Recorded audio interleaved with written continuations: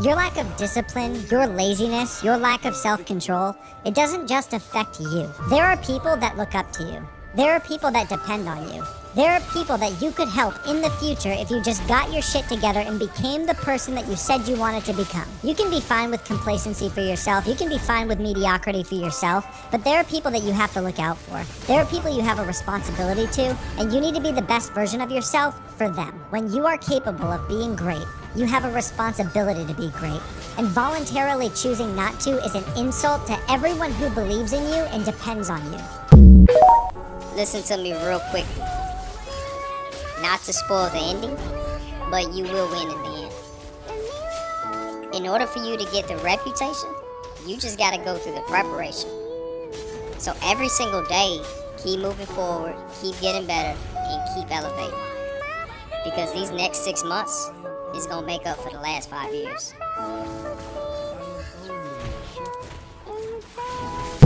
The reason why a lot of people won't become who they want is because they're too attached to who they've been.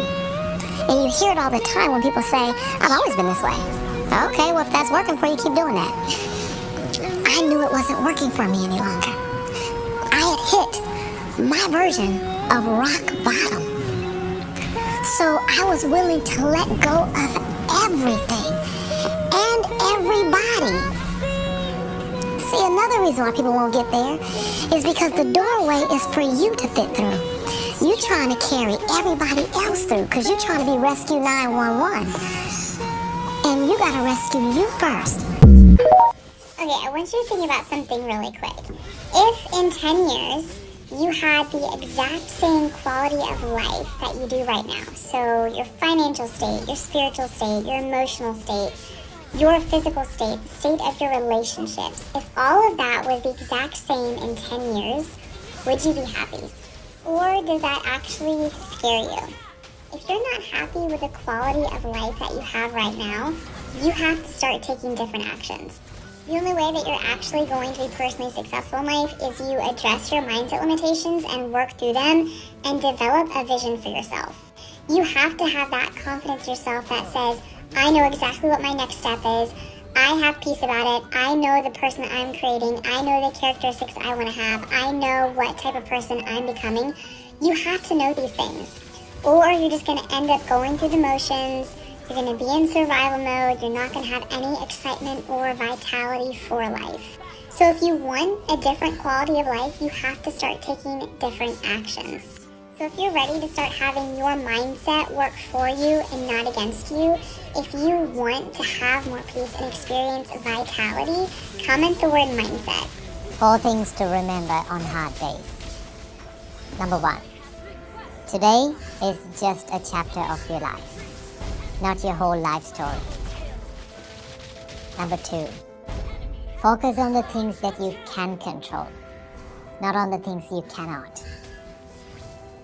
Number 3, sometimes we just need a help, so don't be shy to ask for it.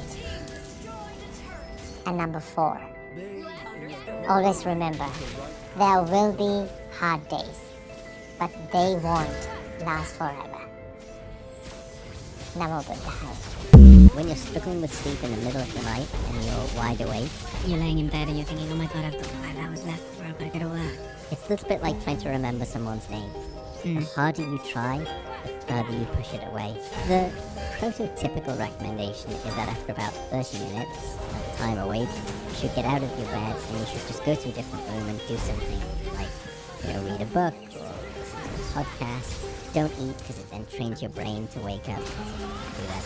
Don't stop working or getting in front of the computer screen. The reason is because if you start to spend a lot of time awake in your bed, your brain is an incredibly associative device. And very quickly it will start to learn that this thing called your bed is this place where I'm always awake. Never try to be better than someone else. Always learn from others.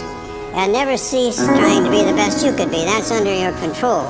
And if you get too engrossed and involved and concerned in regard to things over which you have no control, it will adversely affect the things over which you have control.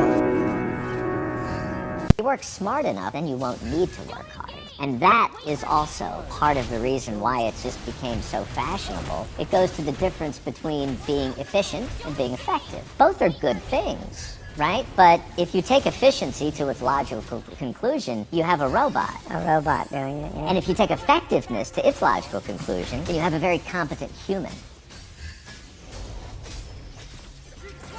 Get back to fucking work. It's time to get back to work. Stop hearing yourself talk.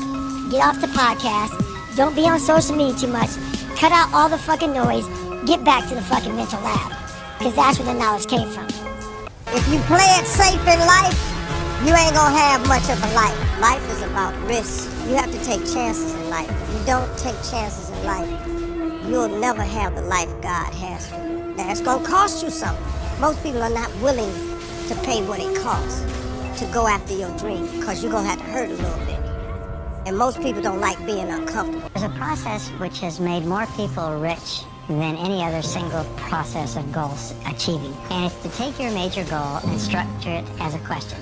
If your goal is to earn $100,000 a year, then you write, how can I earn $100,000 in the next 12 months? And that's an open-ended question, not how can I earn it at my job or doing a specific thing, just an open-ended question, how can I earn the amount of money? And then you discipline yourself to write 20 answers to the question. And the 20 answers are all the different things that you could think of to earn $100,000. Work longer, work harder, upgrade my skills, get a new job, take a part-time opportunity. Whatever it happens to be, write down everything you could think of, but force yourself to write at least 20 questions, or 20 answers to the question. The 20 question method, called mindstorming, forces you to dig deep, deep into your mind, where you will find all your answers.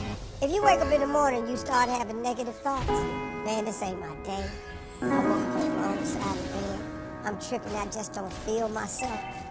Every time you feel, in the middle of the day, if you feel yourself doing that, stop, just stop for a second. And start going over in your mind everything you have to be grateful for. Not everything you want, everything you already have. Because what you have is substantial. You just haven't gone over the list and taken inventory in a long time. But the fact that you can walk, that's a blessing. The fact that you woke up, that's another blessing. The fact that you can see, think, reason, that's another blessing. The fact that you can go somewhere and get yourself something to eat, that's another blessing. The fact that you can go and turn a key and call someplace home, that's another blessing. The ability to dream is a blessing. The fact that you have an opportunity to get it right is another blessing. The fact that you're beautiful, that's another blessing. The fact that you have any measure of health, that's another blessing. And I'm just talking to you, I don't even know you. I can give you 50 things you ought to be grateful for. 6 habits that are killing your energy. 1.